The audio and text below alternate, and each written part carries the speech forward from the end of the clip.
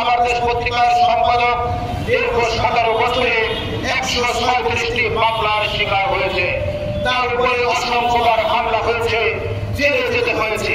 তার অপরাধ, তিনি সত্য কথা বলেন, সত্য কথা বলতে দ্বিধাবোধ করেন না।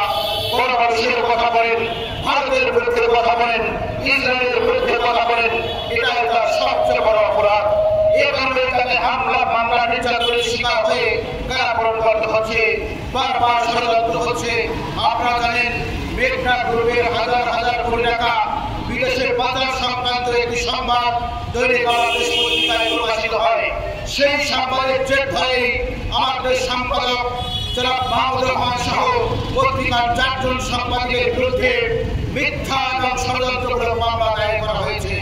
আমরা সংবাদকর্মী সহ দেশের সাধারণ মানুষ এই মামলার তীব্র নিন্দা এবং প্রতিবাদ জানাচ্ছি। আমরা সরকারের দৃষ্টি আকর্ষণ করে বলছি, দীর্ঘ 17 বছর ধরে অন্যায়ের বিরুদ্ধে কথা বলতে গিয়ে কারাবরণ করেছেন, হামলা মামলার শিকার হয়েছেন। এই সরকারের সময় আবার যদি তাকে একইভাবে হামলা মামলার শিকার হয়ে যায়, তাহলে আমরা কোথায় যাব? সত্য করে আমরা কেউ বলতে পারবো না, আমরা কি ধৈর্যের বিরুদ্ধে কথা বলতে পারবো না?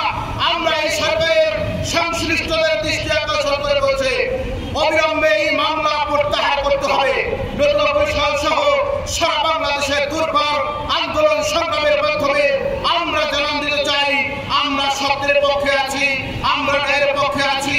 আমাদের সম্পাদক মাহমুদুর রহমান ন্যায়ের পক্ষে আছেন, সত্যের পক্ষে আছেন, দুর্নীতিবাজদের বিরুদ্ধে আমরা আছি। এটাই আমরা আজকের মানববন্ধন থেকে জানিয়ে দিতে চাই, স্পষ্টভাবে বলতে চাই, অবিলম্বে মাহমুদুর রহমানের বিরুদ্ধে দায়েরকৃত মিথ্যা মামলা প্রত্যাহার করতে হবে। নতুন আমরা বৈশাখ থেকেই নতুন করে আবার আন্দোলন সংগ্রাম শুরু করবো।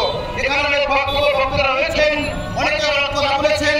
আমাদের একটাই দাবি, অবিলম্বে আমরা আমাদের মামলা প্রত্যাহার চাই, প্রত্যাহার চাই, প্রত্যাহার চাই। ধন্যবাদ সকলকে।